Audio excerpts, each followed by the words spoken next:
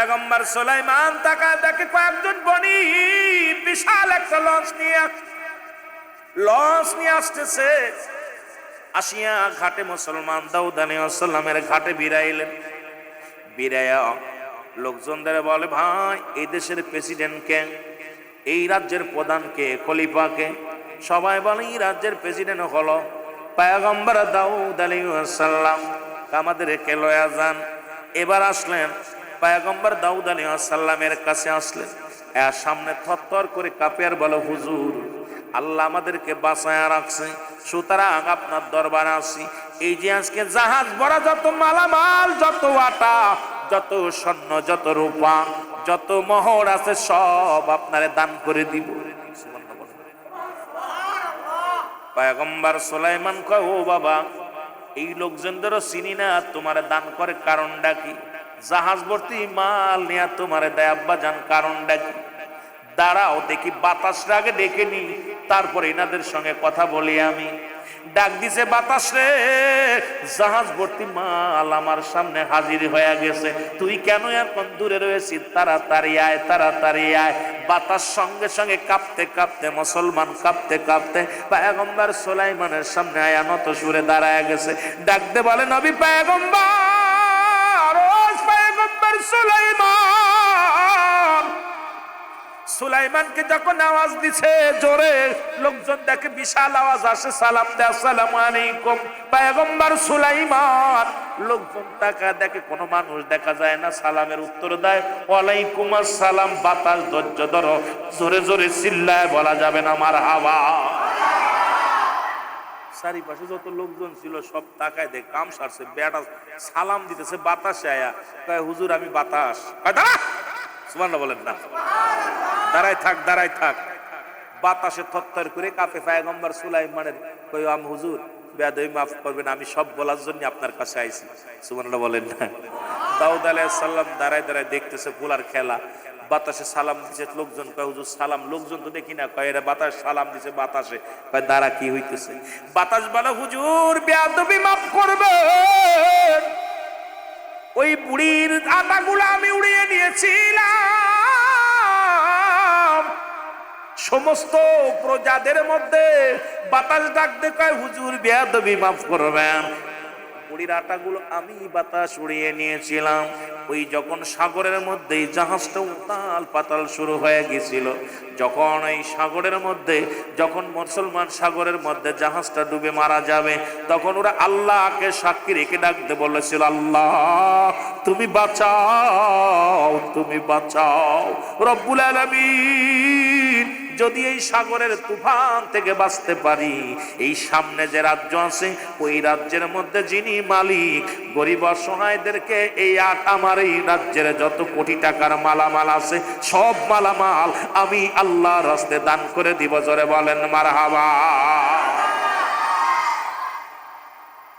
বাতাসে বলে, হুজুর আমরা ওই জাহাজের উপর দিয়ে সাগরের মধ্যে উড়ে যাচ্ছিলাম, হঠাৎ দেখি কান্নাকাটির আওয়াজ শোনা যাচ্ছে। এমন ভাবে কান্নাকাটি করতে সব উল্টা পাল্টা হয়ে গেছে, জাহাজটা এক জায়গা ফাইটা গেছে, খানিক ফুটা হয়ে ছিদ্র হয়ে গেছে, পানি উঠতেছে। তখন চিৎকার মারতেছে, আমাদের বাঁচাও আল্লাহ বাঁচাও। যখন রব্বে কারিমের ওসিলা দিয়ে ডাক দিছে, রব্বে কারিম, ও আমার আল্লাহ, তুমি ছাড়া আজকে আমার ভরসা কেউ নাই, আমার বাঁচানোর মালিক কেউ নাই। যদি বাঁচতে পারি গো আল্লাহ, জীবনে যত মালামাল নিয়ে আসি আজকে সব মালামাল গরিব মিসকিনকে দান করে দিব। এইটা যখন বলছে বাতাস, বাতাস কয়, হুজুর যখন আল্লাহর রাস্তে ডাক দিছে তখন আমি দৌড়াইছিলাম, যা দেখি ওই সাগরের কুল দিয়া ওই মেয়েটা আটা লইয়া যায়, এই জন্য উনারে বলার সময় পাই নাই। ওই পাতিলের আটাগুলো আমি উড়াইয়া নিয়ে ওই ছিদ্রের মুখের মধ্যে দিয়া দিছি, দিয়া ওই জাহাজের সমস্ত পানি উঠা বন্ধ করে দিছি। হুজুর ওই পানি উঠা বন্ধ করে দিয়া জাহাজের বণিক যারা ছিল তাদেরকে বাঁচাইলাম, জাহাজের মালামাল রক্ষা করলাম, হুজুর রক্ষা করেছি। সুতরাং হুজুর এই জন্যে আমি ওই বাতাস আপনার অনুমতি নেওয়ার সময় পাই নাই, বড়ির অনুমতি নেওয়ার সময় পাই নাই, বেয়াদবি করছি। যেহেতু আল্লাহর রাস্তায় বাঁচানোর কথা বলেছিল, যেহেতু আমিও আল্লাহর গোলাম, আপনিও আল্লাহর গোলাম, আমি এই জন্য আল্লাহর গোলাম রে বাঁচানোর জন্য গোলাম হয়ে ছুটে গেছি। জোরে বলেন মারহাবা। বাতাস আমিও তো আল্লাহর গোলাম, আর গোলাম বলছে বাঁচাও, আমি তো তখন সঙ্গে সঙ্গে ঝাঁপিয়ে পড়েছি। পয়গম্বর মুসলমান শুনে দাউদ আলাইহিস সালাম কো বনিবের লোকেরা এই মালামাল গুলো দিয়ে দাও, গরিবরে দিয়ে দাও। সুলাইমান পয়গম্বর কয় বাবা এটাও বিচার হয়, কারণ ৮,০০০ নিল মালিক হলো তিনি, কারণ এই আপনার ২ বস্তা আটা দিয়া ও ঋণ শোধ হবে না, কারণ ওই উনার আটা নিয়ে যেহেতু ছিদ্রা বন্ধ করছে জাহাজের ভিতরে যত মালামাল আছে, যত স্বর্ণ অলংকার, যত টাকা পয়সা যা কিছু আছে, এগুলোর মালিক একমাত্রই বুড়িমা। কারণ পৃথিবীর কেউ পাবে না, যদি ডুবে যেত কেউ পাইতো না, ওরাও মরতো, জাহাজের মালামালও হারাইতো। যেহেতু রব্বে কারিম রক্ষা করেছে বাতাসের দ্বারায়, আর বাতাস সাহায্য নিছে বুড়িমার আটার, আর বুড়িমা কষ্ট করেছে সারাদিন ভরে, যেহেতু বুড়িমার মেহনতের জন্য এই মালামাল সব কিছুর মালিক হলো বুড়িমা। জোরে জোরে চিল্লায় বলো মারহাবা। আরে পয়গম্বর দাউদ আলাইহিস সালাম বলে বাবা সুলাইমান এত মালামাল দে বুড়ির হবে কি?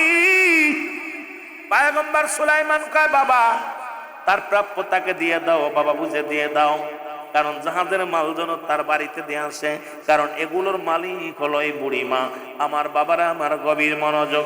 এইবার পয়গম্বর সুলাইমান মনটা খারাপ করে যায় বসলেন নদীর কিনারায়, যা বসে আছে রে। এমন সময় দেখেন পিপিলিকা, এই পিপিলিকার মুখে একটা খাবার নিয়ে পানির দিকে রওনা দিয়ে দিছে। পয়গম্বর সুলাইমান লাঠিখানা ভর দিয়া ছোট্ট মানুষ দাঁড়ায় আছে, এইভাবে দাঁড়ায় আছে, দেখে পিপিলিকার মুখে একটা দানা, এই দানাটা লইয়া গুটি গুটি পায়ে সাগরের দিকে রওনা দিয়ে দেয়। চিন্তা করে আল্লাহ এই পিপিলিকার বুঝি মরণ আছে, আজকে মরণের জন্য পানির দিকে যায়, কারণ তো ঢেউ উঠবে মারা যাবে। দেখি পিপিলিকা কি করে। এইবার পিপিলিকা যায় সাগরের পাশে দাঁড়াইলেন, সাগরের ভিতর থেকে একটা ব্যাঙ আসিয়া হাজির হয়ে গেল। ব্যাঙটা উপরে উঠিয়া এইবার মুসলমান, এইবার ব্যাঙ কি করলেন, এই ব্যাঙটা যখন হা করলেন আর গালের ভিতরে পিপিলিকা ঢুকে গেছে, যখন ঢুকে যাওয়ার পর ব্যাঙটা আবার পানির ভিতরে ডুব দিলেন। কিছুক্ষণ পরে আবার ব্যাঙটা উঠে আসলেন, আসিয়া এইবার মুসলমান শুনে নাও, এইবার উঠিয়া যখন আবার হা করলেন, ভিতর থেকে বাইর হইয়া ব্যাঙ আবার পিপিলিকা হাঁটা শুরু করলো। পয়গম্বর সুলাইমান ডাক দেয় পিপিলিকা দাঁড়াও, ডাকতে বলে পয়গম্বর পিপিলিকা দাঁড়াও, তুমি এর মধ্যে গেলে এই রকম কি কি হলো আমারে বলো। বলো পয়গম্বর সুলাইমান নিজেরে খুব বড় মস্তান মনে করো, নিজেরে খুব পণ্ডিত মনে করো, তুমি কি সেই রব্বে কারিমের খেলা জানো না? নিজে কি রব্বে কারিমের সেই মহিমা জানো না? ওরে রব্বে কারিম ওই সাগরের মধ্যে পাথরের নিচে, পাথরের মধ্যে একটা পুকছে, এটার খাবারের দায়িত্ব দিছে আমারে। আমি সারাদিন ভরে শস্যা দানা কুড়োয় আনি, আমি তো পানির মধ্যে যাইতে পারি না, ওই ব্যাংডার বুকের মধ্যে যাই, ওই খানাটা খায় আবার ফিরে আসি সারাদিন ভরে।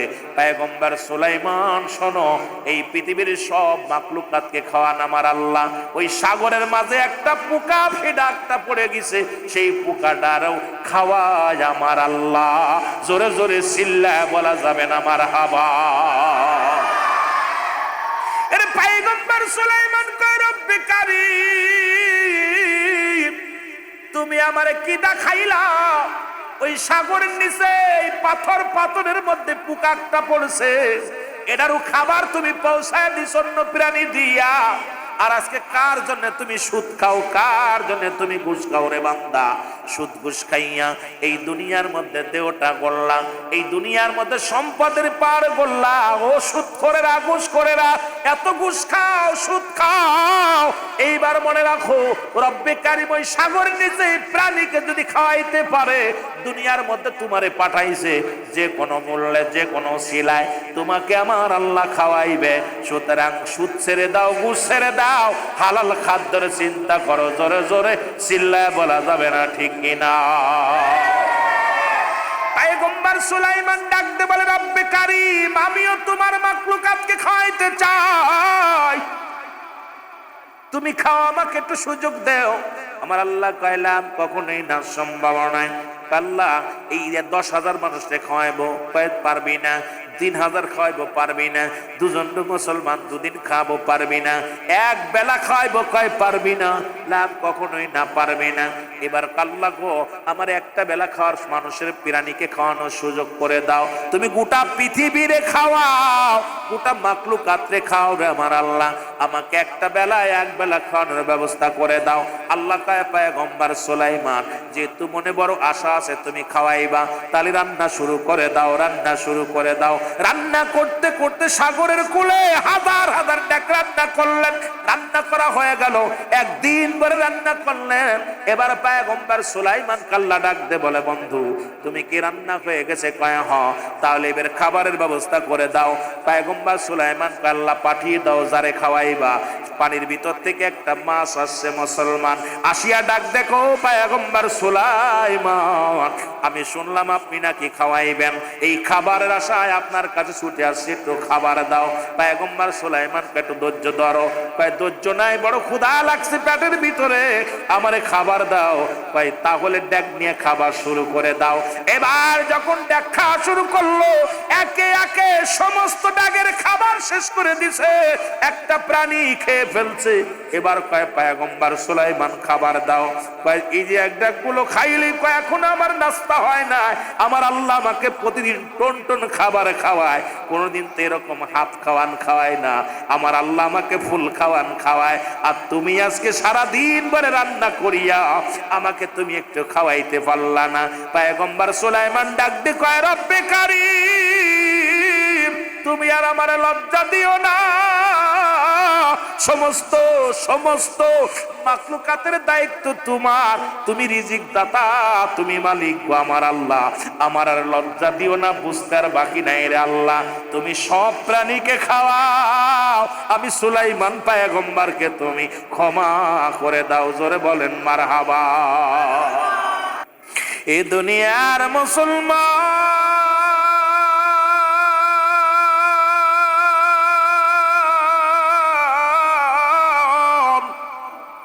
বলতেছিলাম এক নাম্বার বিপদ হলো মানুষের মরণ। এই মরণ থেকে পালানোর কোনো পথ নাই, মরণ থেকে পালানোর কোনো পথ নাই, মরণ থেকে পালানোর কোনো পথ নাই। জোরে বলেন ঠিক কিনা? যে কোনো মুহূর্তে আপনি ধরা পড়ে যেতে পারেন, যে কোনো মুহূর্তে আপনি আমি ধরা পড়ে যেতে পারি। হাইরে মরণ কেমন মরণ হয়, ওরে যারা গাছতলা পড়ে মারা যায়, রোডের অ্যাক্সিডেন্ট করে মারা যায়, পানিতে ডুবে মারা যায়, আমার যুবক বন্ধুরা আমার আঙ্গর কুমিরে খায়, তাদের মরণটা কত কঠিন হয়। ও আমার যুবক বন্ধুরা শুনে নাও, শুনে নাও, এই মরণ থেকে পালানোর কোনো পথ নাই। এই ফেরাউন নমরুদ কারণ যাদেরকে আল্লাহ খোদাই দাবি করেছিল, যারা যারা পৃথিবীর মধ্যে গর্ত লেখার মালিক, তামাম পৃথিবীর মালিক বানিয়ে দিয়েছিল, মুসলমানদের মধ্যে দুজন, কাফেরদের মধ্যে দুজন। মুসলমানদের মধ্যে দুজন, একজনের নাম হলো বাদশাহ সুলাইমান। এই পয়গম্বর সুলাইমান আল্লাহ তারে এত পাওয়ার দিয়েছিল রে যুবক, শুনে নাও, এই পৃথিবীর মধ্যে বাতাসের বাসা বসত, প্রাণীর বাসা বসত। পয়গম্বর সুলাইমান একদিন ছোট্ট মানুষ, মাত্র 10-12 বছর বয়স পয়গম্বর সুলাইমান। সুলাইমানের বাবা হযরত দাউদ আলাইহিস সালাম। এই পয়গম্বর সুলাইমান বসে আছে রে যুবক, কথা কইতে যায়, মৃত্যুর কথা বলতে যায়, একটু পিছনে চলে যায়। এই পয়গম্বর সুলাইমানকে আল্লাহ একটা সিংহাসন দান করেছিল, যাতে শরিয়াত সারা পৃথিবী ঘুরিয়া ঘুরিয়া দেখত।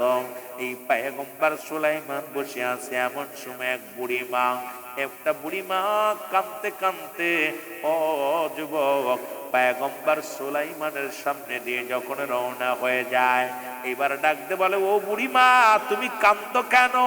বলে বাবারে আমি কেন কান্দি, আমি গরিব মানুষ, আমার ঘরে কোনো চাউল নাই, ঘরে কোনো ডাউল নাই, আমি আজ 3টা দিন আমি অনাহারে, আমার স্বামী মারা গেছে, আমার জামাই মারা গেছে, মেয়ে মারা গেছে, ছেলে মারা গেছে, একমাত্র অবশিষ্ট আমি, আর আমার ঘরে ছোট্ট ছোট্ট 2 নাতি ছেলে আছে, 2টা নাতি আমার ঘরের মধ্যে আছে রে, এইটা লইয়া 3টা দিন কোনো খানা পাই না।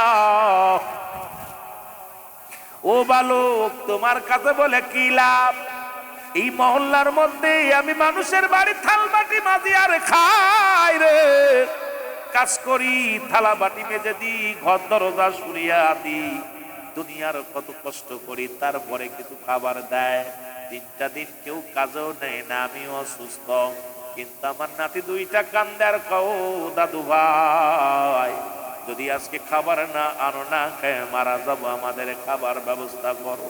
পয়গম্বর সুলাইমান, বাবারা আমার গভীর মনোযোগ, কথাগুলো মনে রাখবেন। মরণের দিকে যাইয়া হঠাৎ করে আসলাম পয়গম্বর সুলাইমানের দিকে। পয়গম্বর সুলাইমান কয়, বুড়িমা তোমার চোখে কেন পানি? ও মা বলে, বাবারে আমি সারাদিন ধরে মানুষের দ্বারে দ্বারে ভিক্ষা খাবার চাইলাম, কেউ খাবার দেয় না, কেউ আমার কাজে নেয় না। আমি বললাম আমার আল্লাহর রাস্তে একটা কাজ দাও। যখন আল্লাহর রাস্তে বললাম, সঙ্গে সঙ্গে একটা মানুষের ইহুদির দিলে মায়া হলো। উনি বলল, আমার বাড়িতে তুমি বাসন মাজবা, ঘর দরজা মাছ ধুইয়া দিবা, বিনিময়ে কিছু আটা তোমারে দিব। এই আটার বিনিময়ে যদি তুমি কাজ করে দিতে চাও, তাহলে তুমি কাজ করতে পারো। পয়গম্বর সুলাইমান কয়, মা তারপরে কি বলো? বলে, আমি বিকাল পর্যন্ত কাজ করলাম, বিনিময়ে আমায় কিছু আটা দিয়ে দিল। এই আটাগুলো আমি পাতিলের মধ্যে নিয়ে আমি যখন রাস্তা দিয়ে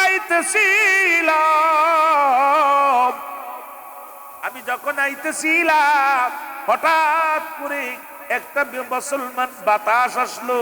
এই বাতাসে আমার গায়ের কাপড়টা নড়ে নাই, মাথার চুল নড়ে নাই, আমার গায়ে লাগে নাই। আমার পাতিলের ভিতরে যতগুলো আটা ছিল সবগুলো উঠায় নিয়ে গেছে। আমি কান্দি, কার কাছে বিচার দিব? আরে বাতাসের বিচার কে করব? বাতাসের বিচার তো করা সম্ভব নয়। এখন দাউদ আলাইহিস সালাম রাষ্ট্রের প্রধান, এর কাছে যদি আমি বাতাসের বিরুদ্ধে অভিযোগ দিই, দাউদ আলাইহিস সালাম হাসবে, আমার বিচার করবে না, আর আমার এই ছোট ছোট নাতিগুলো না খেয়ে থাকবে। আমি আল্লাহর আদালতে কি মামলা দিলাম বাতাসের বিরুদ্ধে? আল্লাহ তোমার কাছে আমি বাতাসের বিরুদ্ধে মামলা দিলাম যে বাতাস আমার এই গরিব মানুষের আটাগুলো উড়িয়ে নিয়ে গেল। আল্লাহ আমি তো বাতাসকে দেখতেও পাই না, কথাও বলতে পারি না, এই বাতাসের বিরুদ্ধে তোমার কাছে অভিযোগ দিলাম। জোরে জোরে চিল্লা বলা যাবে না আমার হাওয়া? হাওয়ার গাড়ি হাওয়ায় চলে, তেলের গাড়ি তেলে চলে, বিনা তেলে চালায় গাড়ি নবী সুলাইমান। আমরা সেই মুসলমান, আমার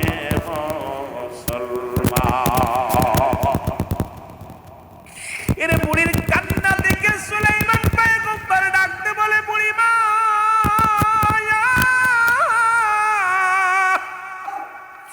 এই রাজ্যের প্রধানকে, এই রাজ্য পরিচালনা করে কে তুমি জানো গো?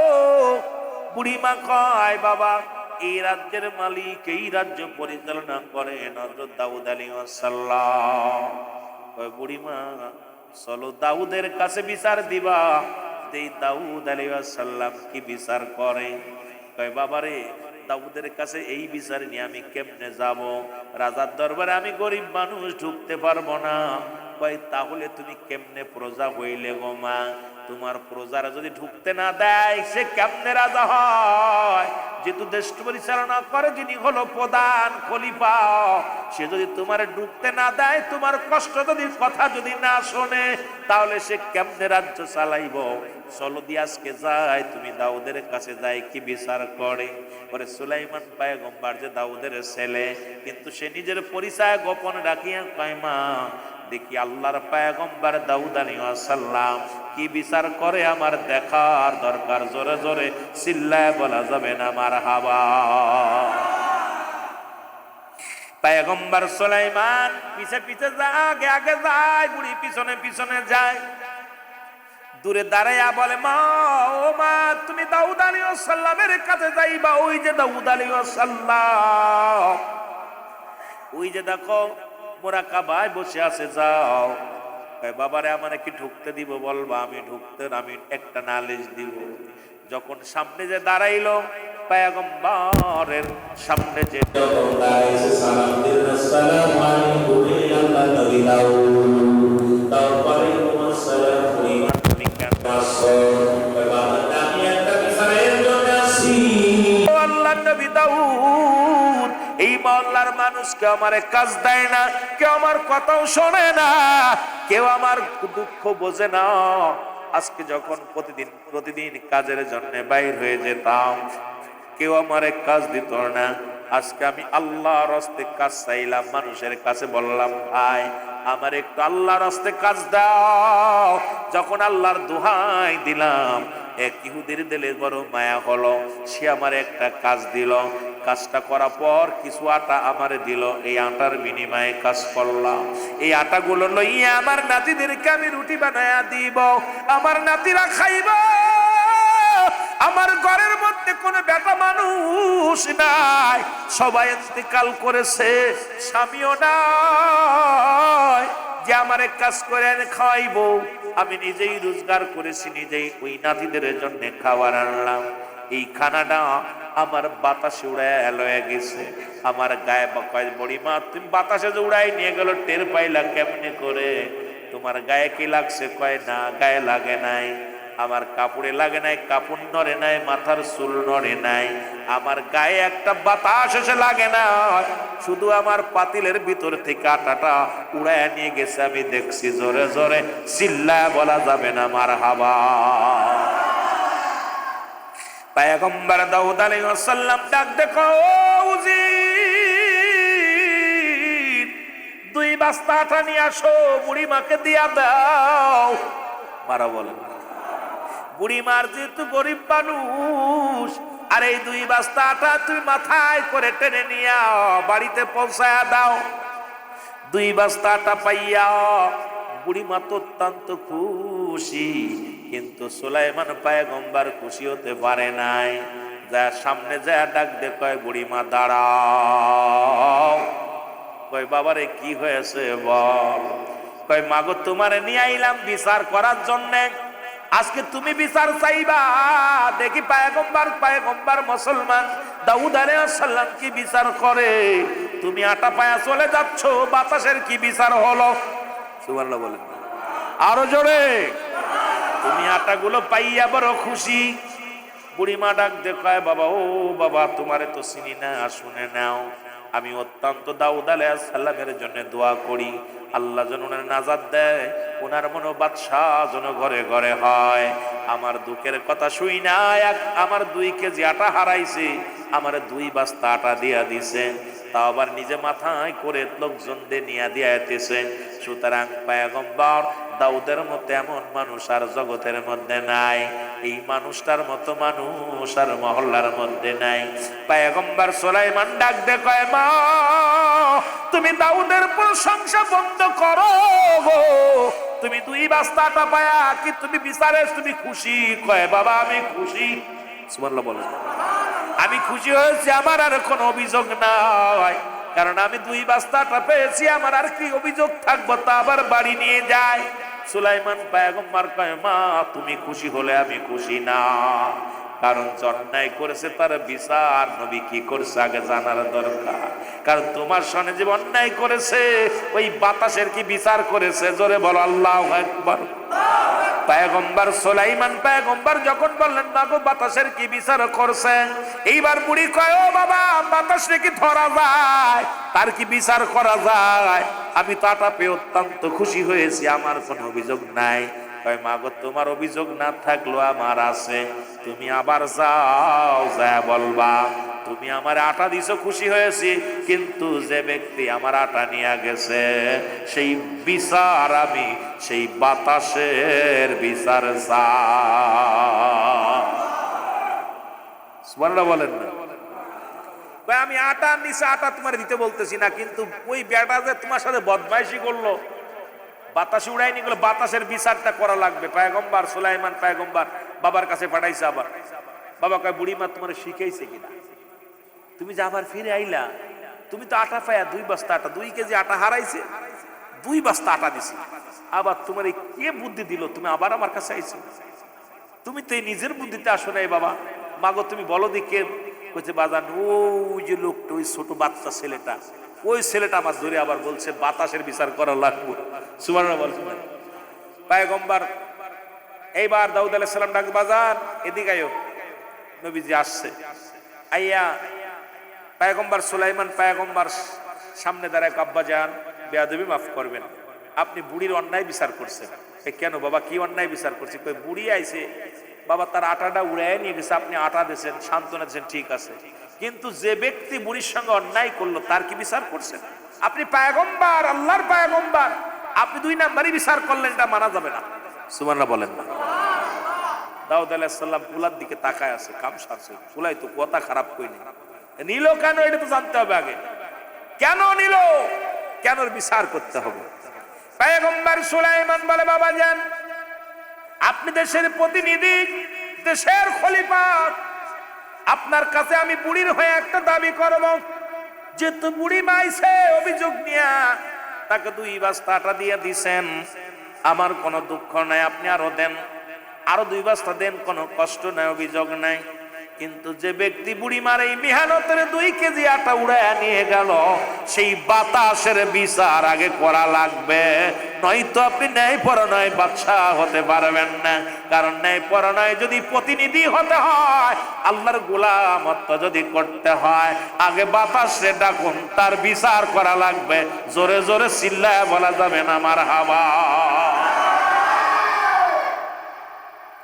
দাউদ আলাইহিস সালাম এটা পেছে হয়ে গেছে, পুলায় মানুষের সামনে লজ্জা দিয়ে রাব্বা বিচার করা লাগবে। পুলায় দাউদ আলাইহিস সালাম ডাক, আল্লাহ আমার এটা ফয়সালা করে দাও। দাউদ আলাইহিস সালাম ডাক দেয়, বলে রব্বে কারীম,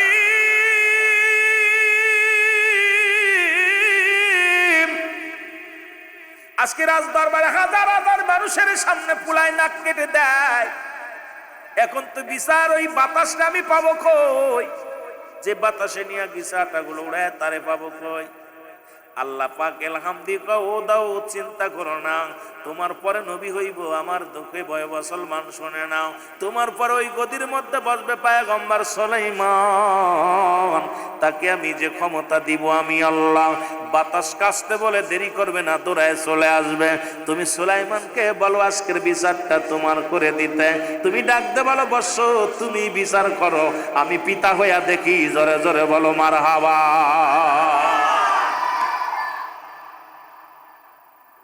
বাবা ছোট মানুষ তো ডাক দিছে, আব্বা এদিকে আয়, কি বিচার করবা? বাতাসে বাতাসে কিন্তু বাবা এটা ধরা যায়, কেন ধরা যাবে না?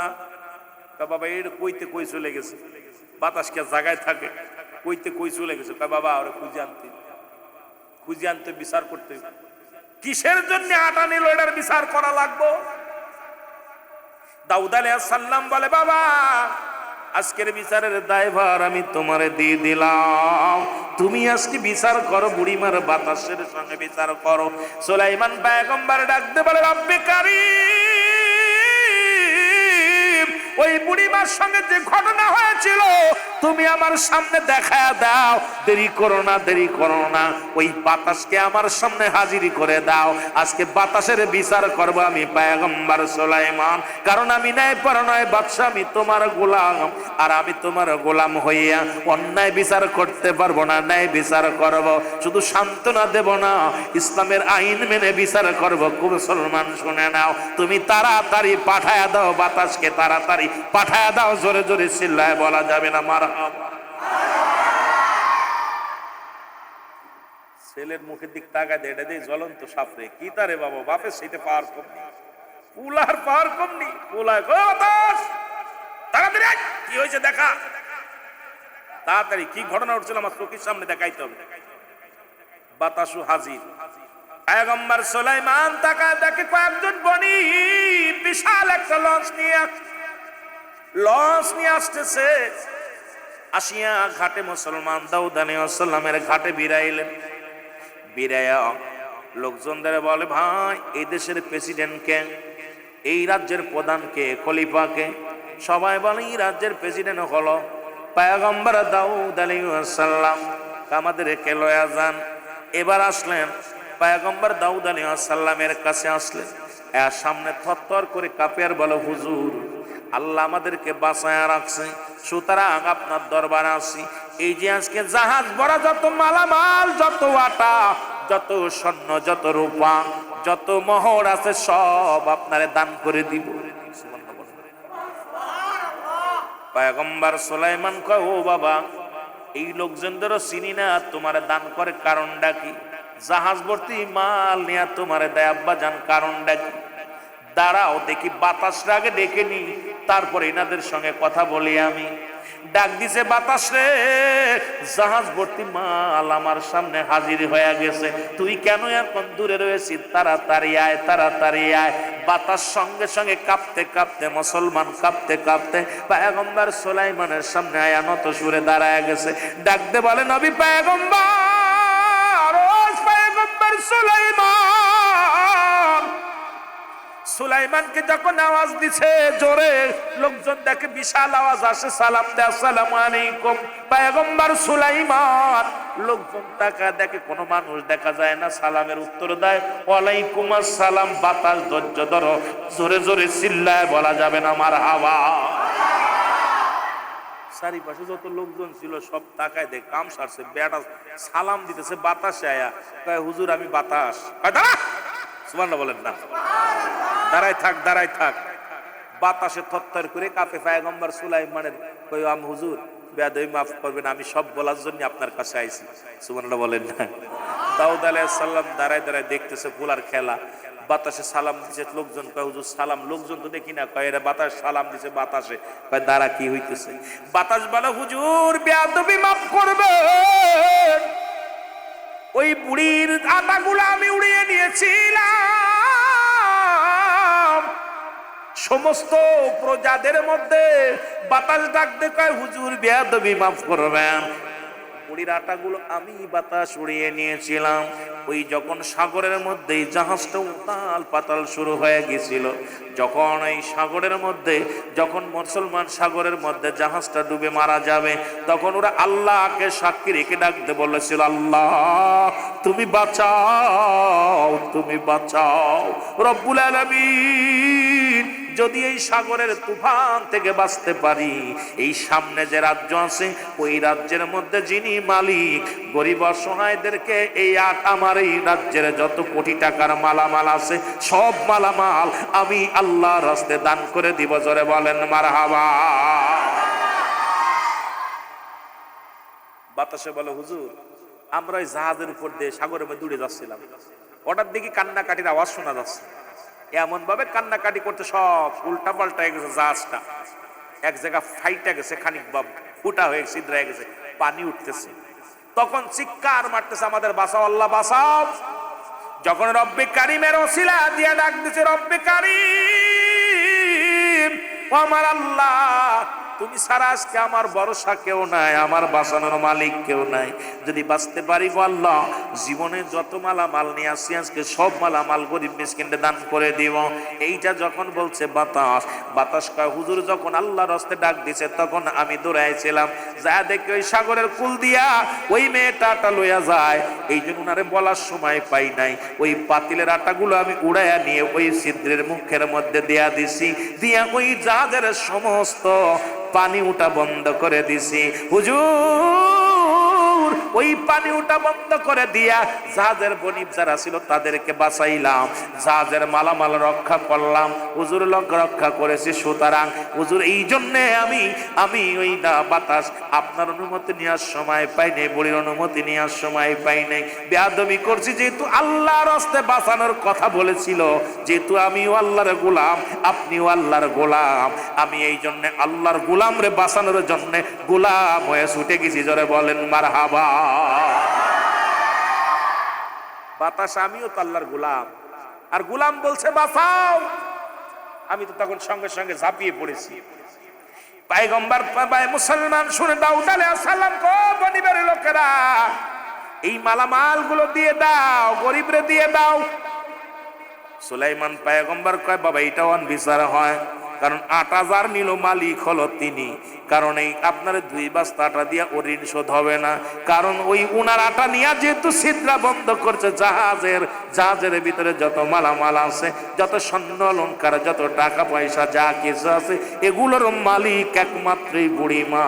কারণ পৃথিবীর কেউ পাবে না, যদি ডুবে যেত কেউ পাইতো না, ওরাও মরতো, জাহাজের মালামালও হারাইতো।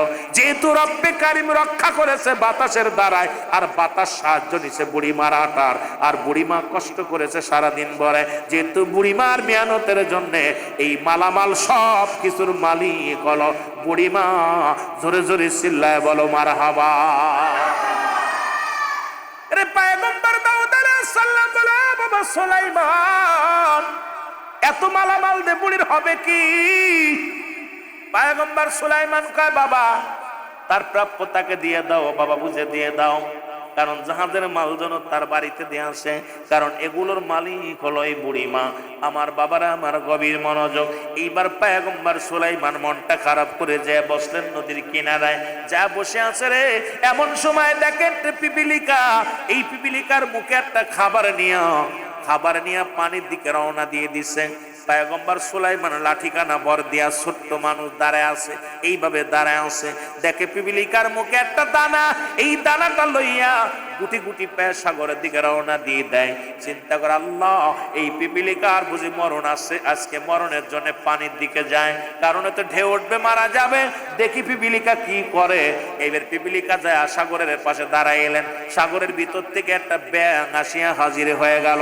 ব্যাঙটা উপরে উঠিয়া, এইবার মুসলমান, এইবার ব্যাঙ কি করলেন, এই ব্যাঙটা যখন হা করলেন আর গালের ভিতরে পিপিলিকা ঢুকে গেছে, যখন ঢুকে যাওয়ার পর ব্যাঙটা আবার পানির ভিতরে ডুব দিলেন। কিছুক্ষণ পরে আবার ব্যাঙটা উঠে আসলেন, আসিয়া এইবার মুসলমান শুনে নাও, এইবার উঠিয়া যখন আবার হা করলেন, ভিতর থেকে বাইর হইয়া ব্যাঙ আবার পিপিলিকা হাঁটা শুরু করলো। পয়গম্বর সুলাইমান ডাক দেয়, পিপিলিকা দাঁড়াও। ডাকতে বলে, পয়গম্বর পিপিলিকা দাঁড়াও, তুমি এর মধ্যে গেলে এই রকম কি কি হলো আমারে বলো। বলো, পয়গম্বর সুলাইমান নিজের খুব বড় মস্তান মনে করো, নিজের খুব পণ্ডিত মনে করো, তুমি কি সেই রব্বে কারিমের খেলা জানো না?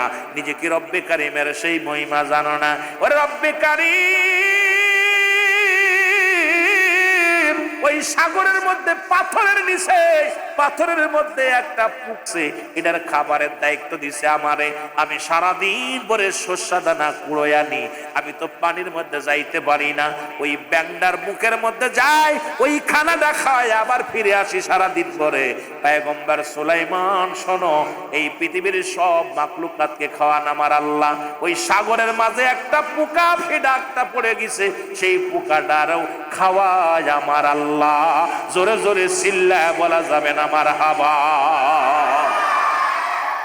এর পয়গম্বর সুলাইমান কয়, রব্বে কারীম তুমি আমারে কি দেখাইলা? ওই সাগরের নিচে পাথরের মধ্যে পোকা একটা পড়ছে, এটারও খাবার তুমি পৌঁছায় দিছ অন্য প্রাণী দিয়া। আর আজকে কার জন্য তুমি সুদ খাও, কার জন্য তুমি ঘুষ খাও রে বান্দা? সুদ ঘুষ খাইয়া এই দুনিয়ার মধ্যে দেহটা গড়লা, এই দুনিয়ার মধ্যে সম্পদের পার গড়লা। ও সুদ করেরা, ঘুষ করেরা, এত ঘুষ খাও, সুদ খাও, এইবার মনে রাখো রব্বে কারিম ওই সাগরের নিচে প্রাণীকে যদি খাওয়াইতে পারে, দুনিয়ার মধ্যে তোমারে পাঠাইছে যে কোনো মূল্যে, যে কোনো শিলায় তোমাকে আমার আল্লাহ খাওয়াইবে। সুতরাং সুদ ছেড়ে দাও, ঘুষ ছেড়ে দাও, হালাল খাদ্যের চিন্তা করো। জোরে জোরে চিল্লায় বলা যাবে না ঠিক কিনা? পয়গম্বর সুলাইমান ডাকতে বলে, রব্বে কারীম আমিও তোমার মাখলুকাতকে খাওয়াইতে চাই, তুমি খাও, আমাকে একটু সুযোগ দাও। আমার আল্লাহ কইলাম কখনোই না, সম্ভব নয়।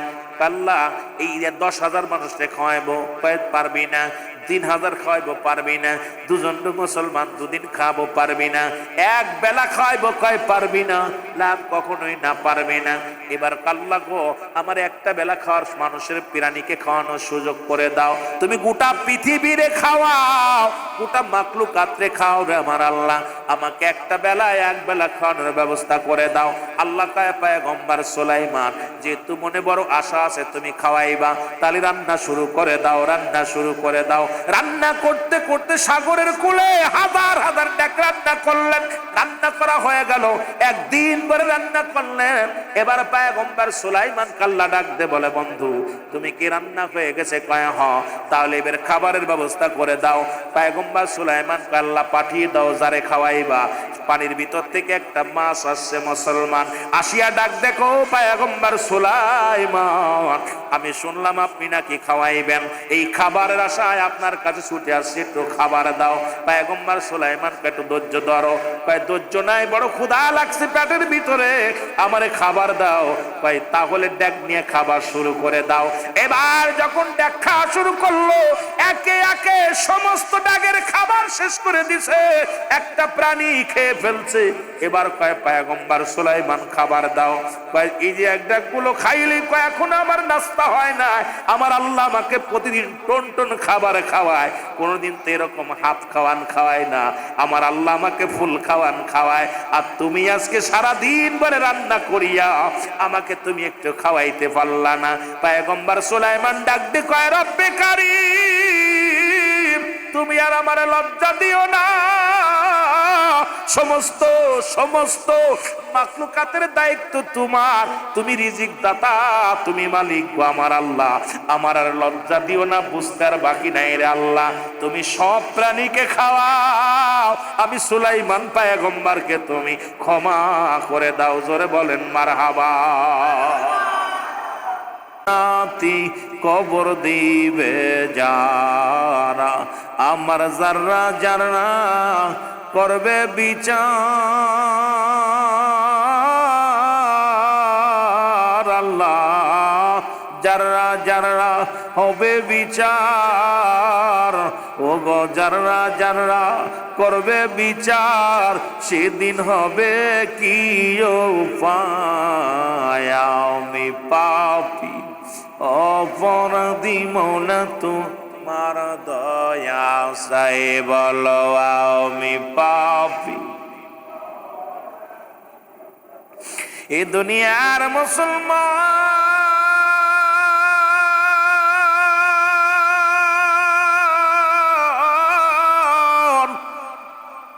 এরে আমরা নবীর উম্মত বলে দাবি করি রে, নবীর কাছে এক নাম্বার প্রিয় ছিল নামাজ। মারহাবা বলেন। নবীর উম্মত বলে যদি দাবি করতে হয়, নামাজের গুরুত্ব আপনার দেওয়া লাগবে। রাসূলুল্লাহর কাছে এক নাম্বার প্রিয় ছিল নামাজ। ও যুবক বাবারা আমার, আপনার আমার কাছে এক নাম্বার প্রিয় হওয়ার দরকার কি?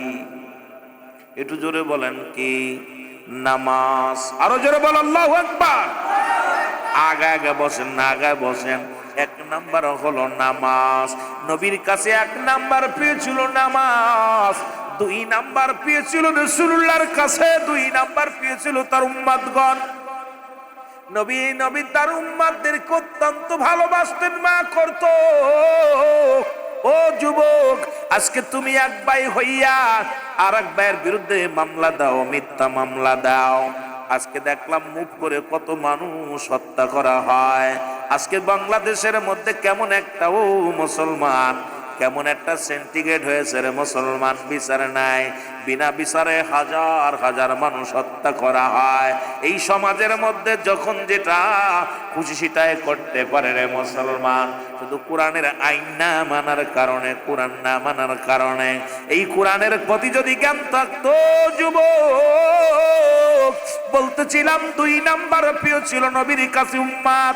এখন আপনাকে প্রথম জীবনের প্রথম কাপড় পরাইছে আপনার আপনজনেরা, আপনার জীবনের প্রথম কাপড় পরিধান করাইছে, আবার শেষ বিদায়ের কাপড় পরিধান করবে আপনার আপনজনেরা। আপনি কেমনে পারেন নিজ হয়ে আর এক ভাইকে হত্যা করতে, নিজে আর একজনকে কষ্ট দিতে, আর একজনের দুঃখে রাখতে রে মুসলমান? আজকে আপনার কাছে অপর মুসলমান নিরাপদ নাই, তাহলে বুঝতে বাকি না আপনি ইসলামের মধ্যে ঢুকতে পারেন নাই। যদি ইসলামের মধ্যে ঢুকতেন, আপনার অন্য ভাই আপনার থেকে কষ্ট পাইতো না। অন্য ভাই দুঃখ পাইতো না, যন্ত্রণা পাইতো না। কারণ আমার আল্লাহ পাক কুরআনুল কারীমের মধ্যে যারা ব্যবহার করছে প্রতিবেশীর হক হিসেবে, আজকে প্রতিবেশীর হকটা আদায় করো না। ওরে যুবক, ইচ্ছা মতো চলো, কুরআনের কিছু মানো, কিছু মানো না। ও বন্ধু, দিলের কান্ডা লাগা শোনো, রাসূলের কাছে 3 নাম্বার পেয়েছিল, 3 নাম্বার পেয়েছিল নবীজির কাছে তার বিবিগণ। আজকে আমাদের কাছে শুধু অন্যর বউটা ভালো লাগে, রাসূলের কাছে পেয়েছিল তার বিবিগণ। আপনার বিবি কানা হোক, কোড়া হোক, আপনার বিবি বুবা হোক, আপনার কাছে প্রিয় হওয়া লাগবে। জোরে জোরে চিল্লায়া বলা যাবে না মারহাবা।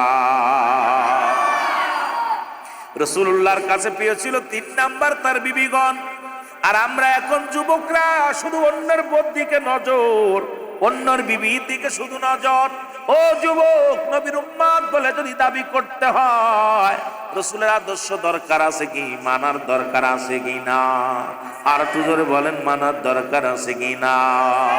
আমার বাবারা আমার শুনে নাও, নবীর কাছে 3 নাম্বার প্রিয় ছিল তার বিবিগণ, 4 নাম্বার প্রিয় ছিল রাসূলুল্লাহর কাছে সুগন্ধি জিনিস। আর আমরা এখন বিড়ি, সিগারেট আর গাঞ্জা আর সুদ আর হারাম। কারণ রাসূলুল্লাহর কাছে যেগুলো প্রিয় ছিল নবীর উম্মতের মধ্যে, সেইগুলো যদি আপনার প্রিয় না হয়, নবীজির গুণে গুণান্বিত যদি না হন, নবীর আদর্শই যদি আদর্শিত না হন, আপনি কেমন মুসলমান? আপনি কেমন মুসলমান? মুসলমান মুসলমান বলে দাবি করো, ইসলামের কিছু বিধান মানো, কিছু মানো না। আল্লাহর আদালতে কেমনে জবাব দিবা? জবাব দেওয়া সম্ভব হবে না। জোরে জোরে বলেন ঠিক কিনা? মদিনা যাইতে পারলাম না, মদিনা। আরো জোরে জোরে বলেন, মদিনা যাইতে পারলাম না, মদিনা। আমি অসহায় তাই এত দূরে রয়ে, বলো অসহায় তাই এত দূরে রয়ে, দূর থেকে সালাম জানাই, বলো দূর থেকে সালাম জানাই। মদিনা যাইতে পারলাম না, মদিনা। আরো মহব্বতে বলেন, মদিনা যাইতে পারলাম না, মদিনা। মদিনার নাম কত মধু,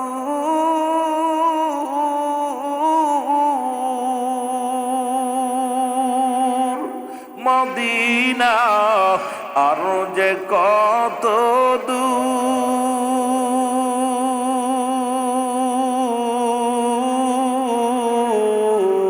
ওই মদিনার পথের দুলি, বলো ওই মদিনার পথের দুলি মাখতে পারলাম না, মদিনা যাইতে পারলাম না, মদিনা।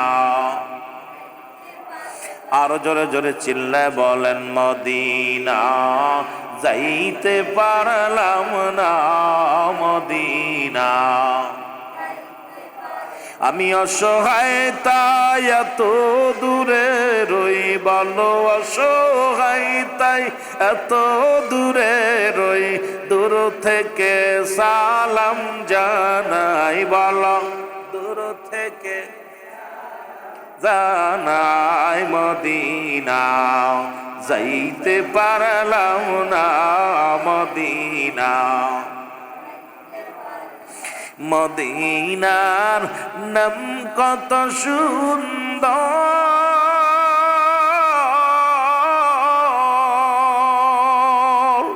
মদিনা কেড়ে সে অন্ত,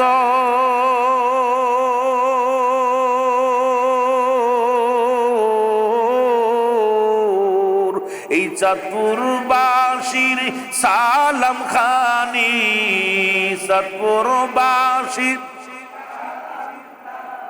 পৌঁছাই দিও মদিনায়, আল্লাহ পৌঁছাই দিও মদিনা মদিনা যাইতে পার না মদিনা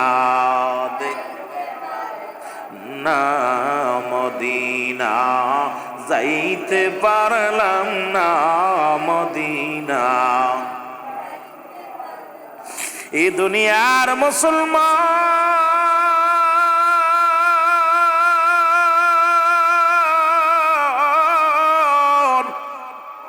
আমি বলতেছিলাম রাসূলুল্লাহ যদি উম্মত হইতে হয় গো, মানুষের মৃত্যু হয় দুইটা টাইমে, একটা হলো রাতের বেলা, একটা হলো দিনের বেলা।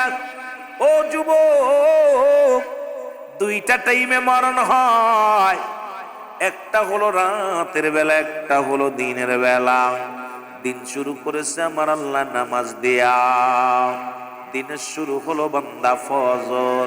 এইবার নবীরে ভালোবাসো, সকাল 10টায় ঘুম থেকে ওঠো, নবীরে ভালোবাসো, সকাল 8টায় ঘুম থেকে ওঠো।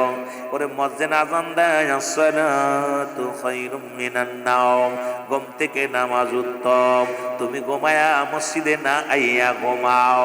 ও যুবক শুনে নাও, ফজর 2 রাকাত সুন্নাত নামাজ তুমি আদায় করলা, সঙ্গে সঙ্গে তুমি হয়ে গেলে আমার নবীর প্রেমিক। এখন নবীর উম্মত বলে যদি দাবি করতে হয়, ও মুসলমান, মুখের দাড়িগুলো চাচা যাবে না। নবীর উম্মত বলে যদি দাবি করতে হয়, সুন্নাত ছাড়া যাবে না, সুন্নাত তরিকায় চলা লাগবো, সুন্নাতের পায়বন্দি হতে হবে, রাসূলুল্লাহরে কষ্ট দেওয়া যাবে না। ফজর 2 রাকাত সুন্নাত নামাজ তুমি আদায় করলা, সঙ্গে সঙ্গে হয়ে গেলে তুমি নবীর প্রেমিক। এবার 2 রাকাত ফরজ নামাজ তুমি আদায় করলা, সঙ্গে সঙ্গে তুমি হয়ে গেলে আমার আল্লাহর গোলাম। এখন যদি দিনের মধ্যে তোমার মরণ হয়, তোমার মরণটা হবে আমার আল্লাহর গোলাম, নবীর প্রেমিক। জোরে বলেন ঠিক কিনা? এখনো নবীর সঙ্গেও প্রেম নাই, আল্লাহর গোলামিও নাই। তুই মলি কার হিল্লায়, তুই বডিখানা থাকবো কার হিল্লায়। আল্লাহ কয় বান্দারে আমি চিনি না, নবী কয় ওরে আমি চিনি না। তোর মতো পুরা কপালা মানুষ আর দুনিয়ার মধ্যে নাই। কারণ নবীর পক্ষে যদি কথা না বলো, নবীর কথা যদি না শোনো, নবীর সুন্নাত তরিকায় যদি না চলো, উম্মত তোমারে চিনব না। আমার আল্লাহর গোলামি যদি না করো, গোলাম রে আমার আল্লাহ চিনব না। ও যুবক শোনে না, এবার দিনের মধ্যে তোমার মরণ হয় না, রাতের মধ্যে তোমার মরণের মধ্যে কোনো সন্দেহ নাই গো। এ বান্দা, এইবার রাতের শুরু হলো মাগরিব, তুমি 3 রাকাত ফরজ নামাজ তুমি আদায় করলা, সঙ্গে সঙ্গে তুমি হয়ে গেলে আমার আল্লাহর গোলাম। এবার 2 রাকাত সুন্নাত নামাজ তুমি আদায় করলা, সঙ্গে সঙ্গে তুমি হয়ে গেলে আমার নবীর প্রেমিক। এখন রাতের মধ্যে যে তোমার মরণ হয়, তোমার মরণটা হবে আমার নবীর প্রেমিক, আল্লাহর গোলাম।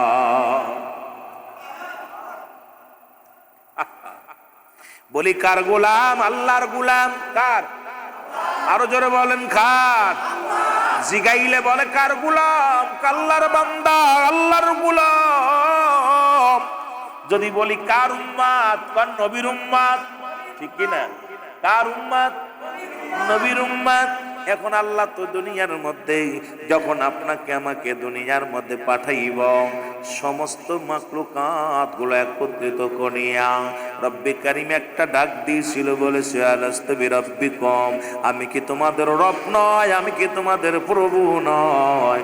সমস্ত রূহের জগৎ ডাক দিয়া বলেছিল কালু বালা, স্বীকার করলাম আপনি আমাদের রব, আপনি আমাদের সব, আপনি আমাদের মালিক। এর দুনিয়ার মধ্যে কথাগুলো বুঝাইতে গেলে অনেক সময় লাগে।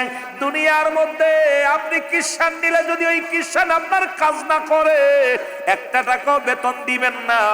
ইমাম সাহেব যদি নামাজ না পড়াইয়া, খতিব যদি নামাজ না পড়াইয়া যদি বাড়ি থাকে, বেতন দিবেন না, মাস গেলে বেতন দিবেন না। আমার রব্বে কারিম আপনারে গোলাম গোলাম হিসেবে আপনারা দুনিয়ায় পাঠাইলো, সবাই বললেন আপনি আমার রব, আপনি আমার মালিক, আপনি আমার সৃষ্টিকর্তা, আপনি আমার রব ও আমার আল্লাহ। সবাই বলছে কালু বালা, স্বীকার করলাম আপনি আমাদের রব, আপনি আমাদের আইনদাতা, আপনি আমাদের বিচার করনেওয়ালা। আইজা সেই রব্বে কারিমের হুকুম মানলাম না, ফজর পড়লাম না, জোহর পড়লাম না, আসর পড়লাম না, মাগরিব পড়লাম না, ঈশা পড়লাম না, কারণ আমরা আল্লাহর সঙ্গে কোনো সম্পর্কই থাকলো না। আমার সম্পর্ক মাস্টার ইবলিসের সঙ্গে গো, আমার সম্পর্ক দুনিয়া দুনিয়া দুনিয়ার পিছে। আমার আপনার দেহখানা যেদিন মাটিতে পড়ে রবে, সেদিন কেঁদেও লাভ হবে না। জোরে জোরে বলেন ঠিক কিনা? আল্লাহ নবী ডাক দে বলে, সাহাবীরা রে, তোমরা কেউ কি আমার সঙ্গে জান্নাতে যেতে চাও? রাসূলুল্লাহ বললেন, তোমরা কেউ কি আমার সাথে জান্নাতে যেতে চাও? নবী বা নবীর সাহাবীরা বলে, ইয়া রাসূলুল্লাহ, ইয়া হাবিবাল্লাহ, কে বানা চায়? আল্লাহর নবী ডাক দে বলে, ও আমার সাহাবীরা, শুইনা নাও। যদি কোনো ব্যক্তি 5 ওয়াক্ত ফরজ নামাজ, ফরজ নামাজটা সময় মতো ওয়াক্ত মতো আদায় করতে পারে, আমি নবী তার হাত ধরে জান্নাতে নিয়ে যাব। জোরে বলেন মারহাবা। এখন আপনাদের কাছে জানতে চাই, নবীর সঙ্গে জান্নাতে যেতে চান কে কে? একটু হাত তুলে দেখা দেন। নারায়ে তাকবীর।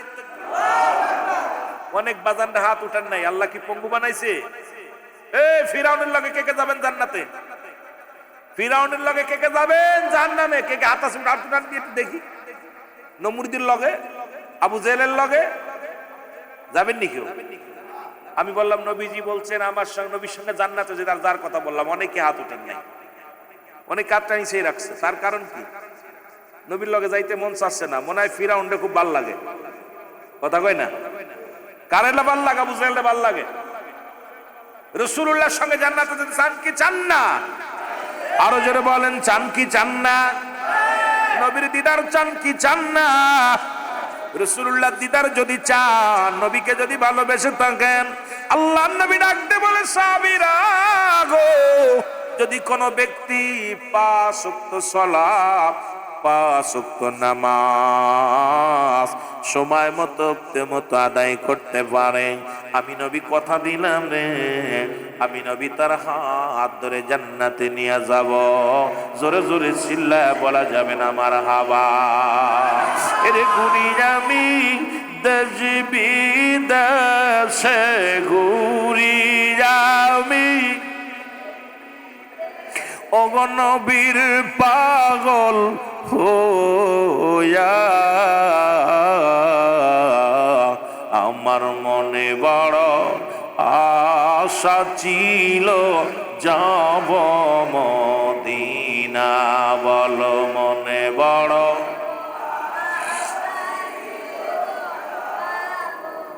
সালাম আমি করব গিয়া, সালাম আমি অগণবীজির রওজায়। আমার মনে বড় আশা ছিল যাব মদিনায়। বলো মনে বড়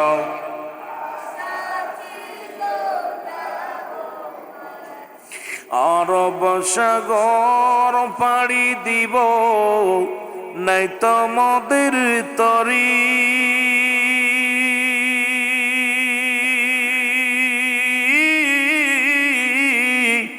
পাখা নাই তুড়ে যাব ডানাতে ভর করি। ওগো আশায় আছে সম্বল নাই, আশা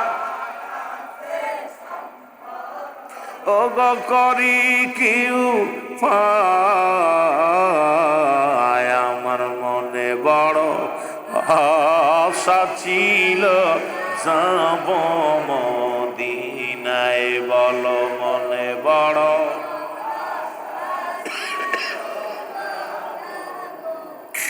মক্কাওয়ালা মদিনাওয়ালা মক্কাওয়ালা ওগো একবার আমায় দেখা দাও, আমার মনে বড় আশা ছিল যাব মদিনায়, বলো মনে বড়।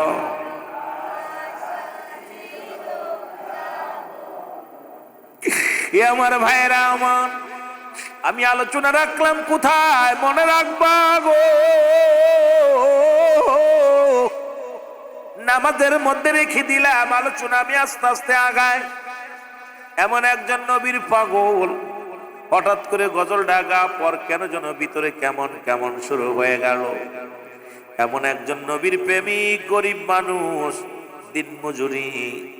দিনমজুরি মানুষ, মুসলমান, শুধু দিন আনে দিন খায়, কিন্তু মদিনাওয়ালার পাগল। 5 ওয়াক্ত সুন্নাত পড়ে, নফল পড়ে। মসজিদের মধ্যে যখন আজান পড়ে যায়, মুসল্লি তার সন্তানরে নিয়ে ওই মসজিদের মধ্যে চলে যায়। সব মুসল্লি বাইর হয়ে যায়, ইমাম সাহেব বাইর হয়ে যায়, মুয়াজ্জিন বাইর হয়ে যায়। ওই দিন মজুরি মসজিদ থেকে বাইর হয় না।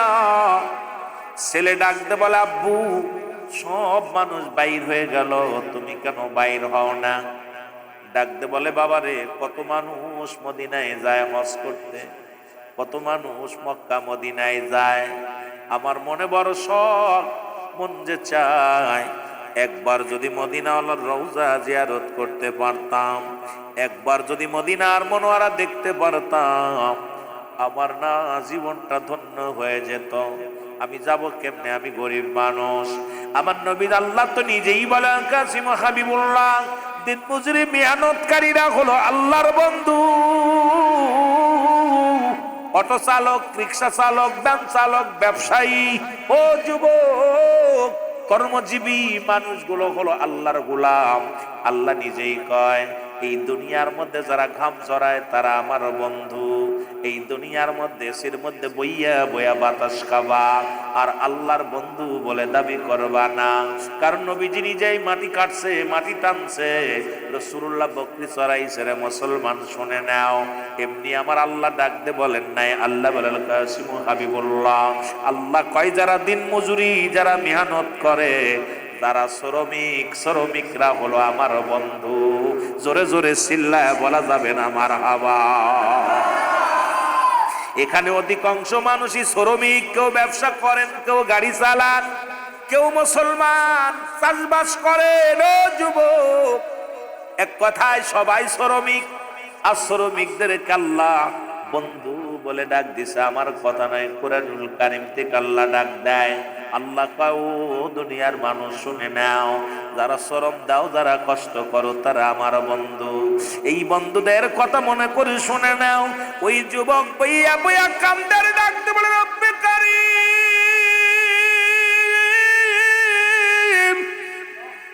ওরে একবার যদি মদিনায় যাইতে পারতাম রে, একবার যদি মদিনায় যাইয়া আমার নবীর রওজা মুবারক জিয়ারত করতে পারতাম, মনের দুঃখ দূর হয়ে যেত, মনের কষ্ট দূর হয়ে যেত। ছেলে ডাকতে বলে, আব্বু আব্বু, সব মুসল্লি নামাজ শেষ করে বাইর হয়ে গেল, তুমি কেন বাইর হও না? তুমি মসজিদের মধ্যে বইয়া যায় নামাজে বয়া বয়া কান্দ। ছেলের বাবা ডাকতে বলে, বাবা রে, আমি গরিব মানুষ, আমার মন চায় একবার মদিনায় যাইতে, একবার মন চায় রাসূলুল্লাহর রওজা জিয়ারত করতে। দিন মজুরি মানুষ, সাধ্য নাই। ওরে আমার আশায় আছে সম্বল নাই, আশা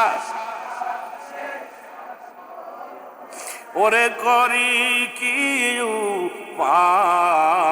উপায়, আমার মনে বড় আশা ছিল যাব মদিনায়, বলো মনে বড়।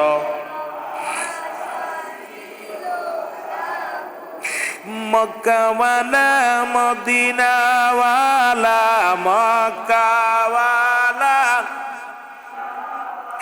ওরে একবার আমায় দেখা দাও আমার মনে বড় আশা ছিল যাব মদিনায় বলো মনে বড়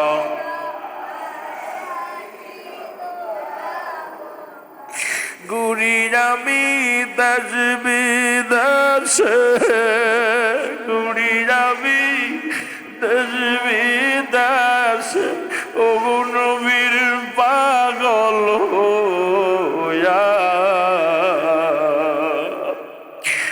গুড়ি আমি দেশ বিদেশে গুড়ি আমি অগণবীর পাগল হইয়া আমার মনে বড় আশা ছিল যাব মদিনা বলো মনে বড়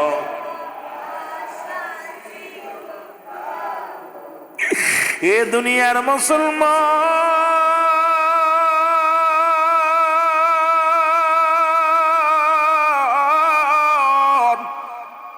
কয়েকটা বছর অতিক্রম করার পর ওই ব্যক্তি মারা গেছে রে ইন্না লিল্লাহি ওয়া ইন্না ইলাইহি রাজিউন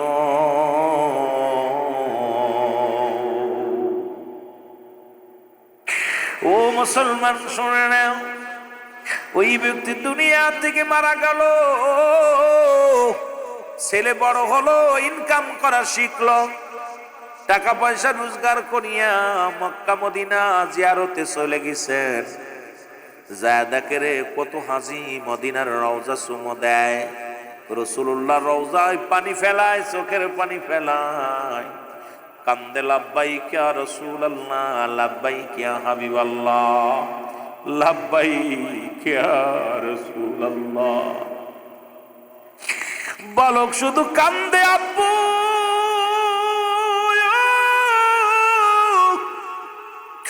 ওই বালকের চোখের পানি শুধু পড়ে আব্বু আব্বু বলে কান্দে এই দৃশ্য দেখতে পাইলেন একজন আল্লাহর মাহবুব বান্দা আল্লাহর ওলি শিবলি রহমাতুল্লাহ উনি তাকায় দেখে সবাই কান্দে লাব্বাইক ইয়া রাসূলুল্লাহ বলে কিন্তু বালকটা শুধু আব্বু আব্বু বলে কান্দে এবার আগে আসলেন ডাকতে বলে বাবা আমি লক্ষ্য করলাম সব মানুষ কান্দে লাব্বাইক ইয়া রাসূলুল্লাহ লাব্বাইক ইয়া হাবিবাল্লাহ লাব্বাইক ইয়া রাহমাতাল লিল আলামিন যুবক তুমি শুধু কান্দো আব্বু আব্বু বলে কান্দো কারণটা কি যুবক বলে হুজুর আমি আপনার কি মনের দুঃখ করে বলবো এই দুনিয়ার মধ্যে আজকে আমি মদিনায় আইছি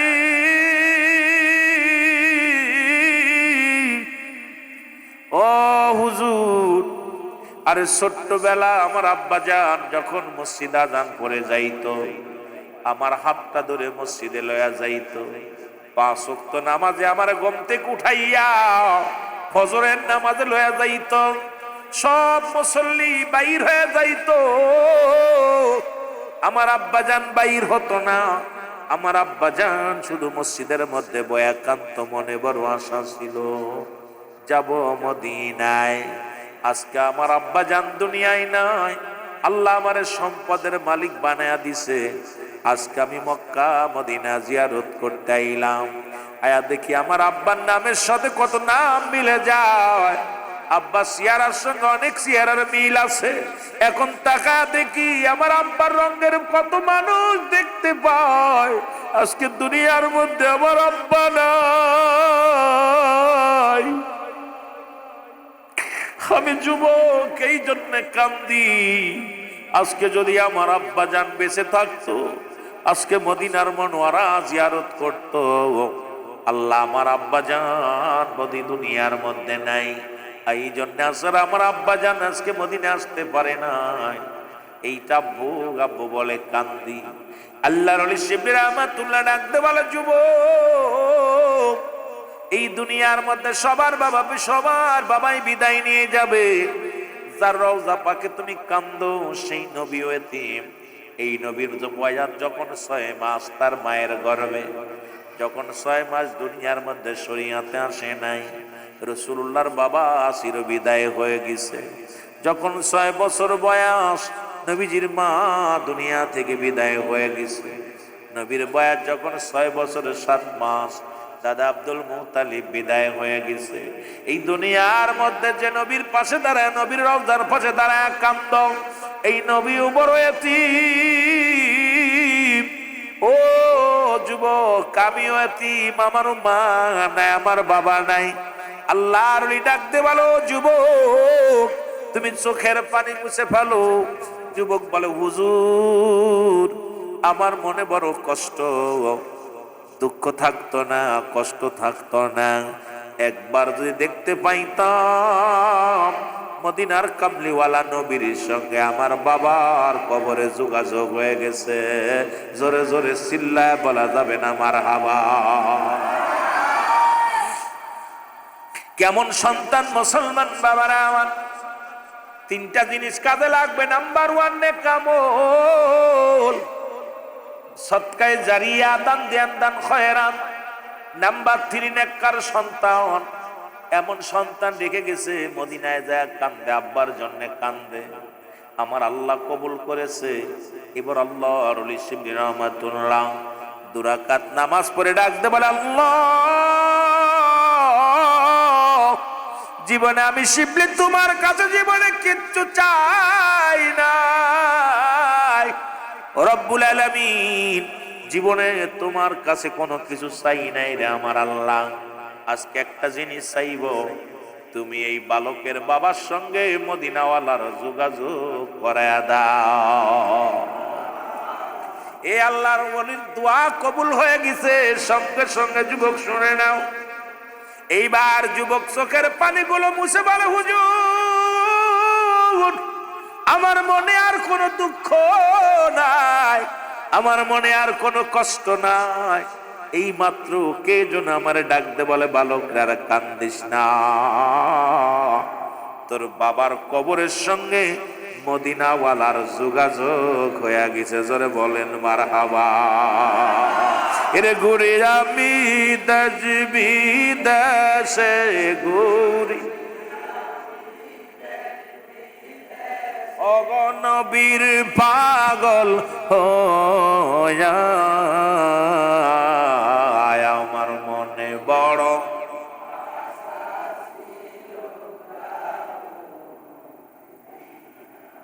আইরে সন্তান রাখছে। আর আপনাদের রেখে গেছে আব্বা মা। আজকে মাহফিল হইতেছে, অনেকেই ঘরে ঘুমাইতেছে, এখন আসতে পারে না। আব্বা মা শুয়ে আছে। বাবা মার প্রতি 14টা, মোট 14টা হক। ইন্তেকালের আগে 7টা হক, ইন্তেকালের পরে 7টা হক, মোট 14টা হক। সুবহানাল্লাহ বলেন না। আজকে যারা চলে গেছে তাদের জন্য কয়টা হক? 7টা। জোরে বলেন কয়টা?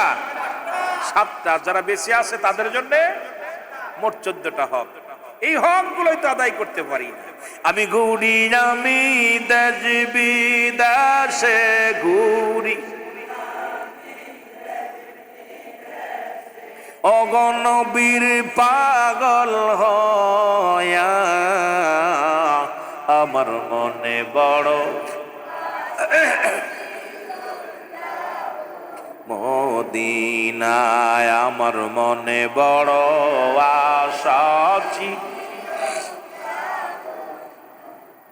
কে যাব ভাই চাঁদপুরবাসী সোনার মদিনায়, এ গোলামের সালাম কানি দিও গো পৌঁছায়। কেউ যাও ও ভাই চাঁদপুরবাসী সোনার মদিনায়, এ গোলামের সালাম খানি দিও গো পৌঁছায়। গরিব আমি বাংলায় বাড়ি গরিব, আরে গরিব আমি বাংলায় বাড়ি যাইতে পারলাম না, আমার মনে বড়।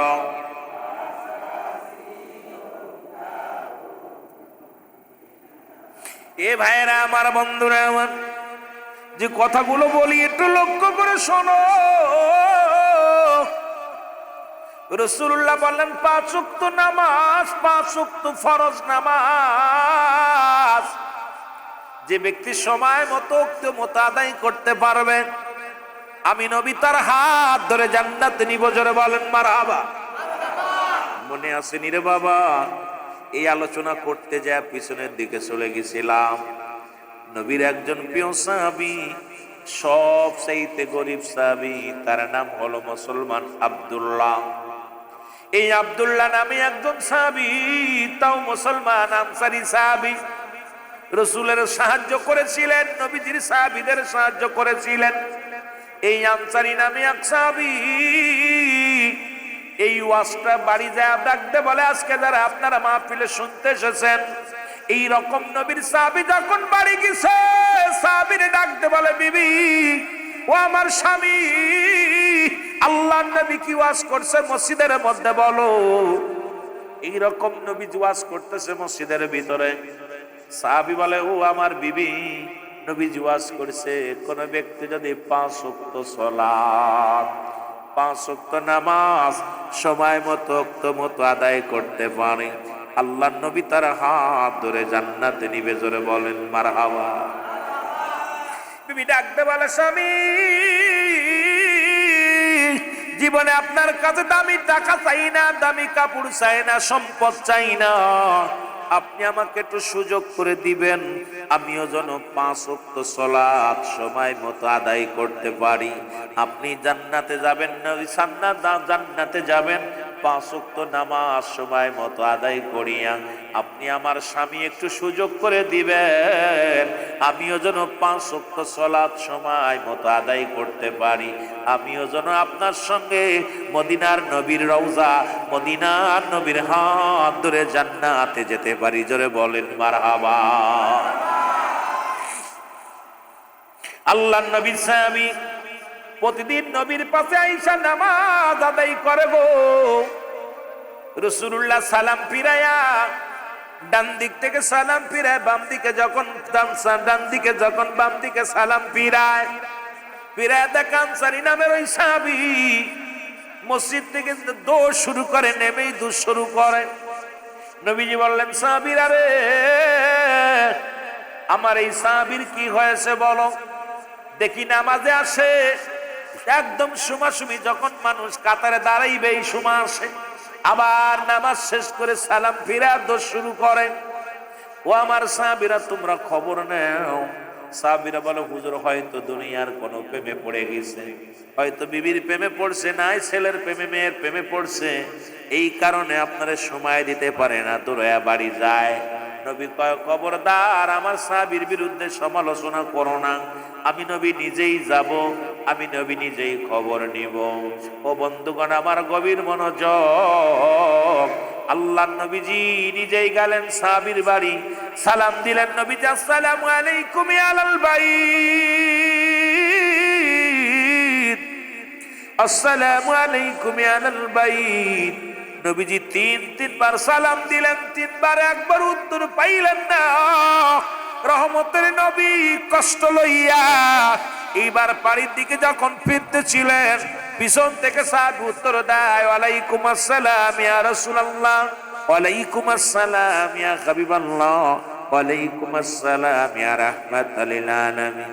নবী কয়, আনসারী রে, তুমি 3বার সালামের উত্তর দিলা, তার মানে আর বুঝতে বাকি নাই, তুমি 3বারই সালাম শুনেছিলা, উত্তর দাও নাই।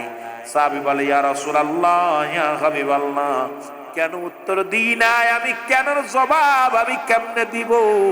আপনি যদি দয়া করে আপনি আমার বাড়িতে যাইতেন, তাহলে বলতে পারতাম কেন উত্তর দিই নাই? জোরে জোরে বলেন মারহাবা। রাসূলুল্লাহ বলে, সাহাবী, আমি তোমার 3 বার সালাম দিলাম, 3 বারই উত্তর দিলা, তার মানে বুঝতে বাকি নাই তুমি সালাম শুনেছিলা, উত্তর দাও নাই। নবীজি বললেন, বলা পর আনসারী বলি, ইয়া রাসূলুল্লাহ, আপনি বেয়াদবি মাফ করবেন, যদি আপনি একটু আমার বাড়িতে যাইতেন, আমি কেন উত্তর দিই না এটা জবাব আমি দিতে পারতাম। নবীজি বললেন, চলো। কেমন নবী? আমরা কইতাম যে যাবো না, ঝাড়ি দিতাম একটা, তোর বাড়ি কি আমি চাকর নাকি তোর বাড়ি যাবো? আহা, নবী এমনি নবীকে বাইয়িনাত, উত্তম ব্যবহার, উত্তম আখলাক, উত্তম চরিত্র আমার নবীজিকে দিয়েছেন। আমার ভাইয়েরা, রাসূলুল্লাহ গেলেন, আনসারী যায় যখন দরজা খুলে দিছে, নবীজি তাকায় দেখে ঘরের ভিতর বিশাল একটা গর্ত করা। নবী যখন গর্ত দেখলেন, নবীজি বলছে, আনসারী এত বড় গর্ত কেন? বলে, ইয়া রাসূলুল্লাহ, ইয়া হাবিবাল্লাহ, যখন আপনি আমারে সালাম দিয়েছিলেন, সালাম দেওয়ার পর আমি এই গর্তের ভিতরে উলঙ্গ অবস্থায় বসেছিলাম। আল্লাহু আকবার বলেন, আরো জোরে বলেন। আল্লাহর নবী বলেন, আনসারী, কারণটা কি? তুমি এর ভিতরে কেন গর্তের মধ্যে ছিলেন? আনসারী বলে, ইয়া রাসূলুল্লাহ, ইয়া হাবিবাল্লাহ, নবী গো, কারণ আমাদের স্বামী স্ত্রী মিলে 2 জন মিলে একখানা কাপড়, হুজুর যখন আযান পড়ে যায় মসজিদের মধ্যে, আমি কাপড়টা পরে মসজিদে চলে যাই, আমার বিবি উলঙ্গ অবস্থায় এই গর্তের মধ্যে বয়া থাকে। আবার যখন আমি নামাজ শেষ করে বাড়িতে আসি, ইয়া রাসূলুল্লাহ, ইয়া হাবিবাল্লাহ, তখন আমি এই গর্তের মধ্যে চলে যাই, আমি উলঙ্গ অবস্থায় বসেছিলাম, আমার স্ত্রী কাপড়টা পরে নামাজের মধ্যে দাঁড়িয়েছিল, এই কারণে আমি আপনার সালামের জবাব দিতে পারি নাই। নবী বলে, তুমি কি বলতে চাও আমি বুঝলাম না। বলে, ইয়া রাসূলুল্লাহ, ইয়া হাবিবাল্লাহ, আপনি যদি ওয়াজ করলেন, যদি কোনো ব্যক্তি 5 ওয়াক্ত নামাজ, ফরজ নামাজ সময় মতো আদায় করতে পারে, আপনি নবী তার হাত ধরে জান্নাতে নিয়ে যাবেন। এই ওয়াজটা আমি যখন বাড়ি যেয়ে বলি, বাড়ি যেয়ে করি, ও আমার নবী, রহমতের নবী, রাহমাতাল লিল আলামিন, আমার বিবি আমার হাতে ধরে বলেছিল, আমার স্বামী, জীবনে দামি কাপড় চাই না, অলংকার চাই না, ভালো খাবার চাই না, আপনি আমাকে একটু সুযোগ করে দিবেন, আমিও যেন 5 ওয়াক্ত ফরজ নামাজ সময় মতো আদায় করতে পারি। ইয়া রাসূলুল্লাহ, ইয়া হাবিবাল্লাহ, এই কারণে একটা টুকরা কাপড় থাকার কারণে আমি আপনার পাশে দাঁড়াইতেও পারি না, সময়ও দিতে পারি না। আমার নবী চোখের পানি ছেড়ে ডাক দেওয়ার, আনসারী, আয় আয় আমার বুকে আয়, আমি নবী কথা দিলাম রে, তোমরা স্বামী স্ত্রী এক কাপড়ে নামাজ আদায় করেছো, আমি নবী কথা দিলাম, কিয়ামত কিয়ামতের ময়দানে তোমাদের স্বামী স্ত্রী 2 জনকে আমি নবী হাত ধরে জান্নাতে নিয়ে যাব। জোরে জোরে চিল্লায় বলা যাবে না সুবহানাল্লাহ? এ আমার ভাইয়েরা, আমার বন্ধুরা, আমার আজকের এই জমিনের মধ্যে, নানুপুরের জমিনে এমন কোন গরিব নাই, চাঁদপুরের জমিনে এমন কোন গরিব নাই যার এক টুকরা কাপড় আছে, যে ভিক্ষা করে খায় তারও 4-5টা কাপড় আছে। যে ব্যক্তি কৃষক, মুসলমান, শুনে নাও, মানুষের দ্বারে দ্বারে সে খায়, তারও 4-5টা কাপড়। এরপরও যদি নামাজ না পড়ে, এই নামাজের বিচার, নামাজের ফয়সালা যদি আমার আল্লাহ নামাজের হিসাবটা একবার ধরে, আমার মন বলে পৃথিবীর মধ্যে অধিকাংশ মানুষ আমরা জাহান্নামী হয়ে যাব। জোরে বলেন ঠিক কিনা? আমার নবী বিনে নাই রে গতি, নবী বিনে নাই রে গতি, কঠিন হাসর মিজানে, নবী বিনে কে তরাইবে তোমায় ফুলসিরাতে, বলো নবী বিনে কে তরাবে তোমায় ফুল, নবী রহমতের নবী যিনি,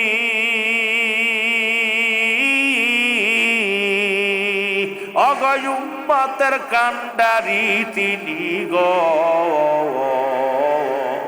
রহমতের নবী যিনি, অগয় উম্মতের কান্ডার তিনি গো, তরাইবে কঠিন হাসর, তরাইবে কঠিন হাসর, তরাইবে ফুল সিরাতে। নবী বিনে নাই রে গতি, কবর হাসর মিজানে।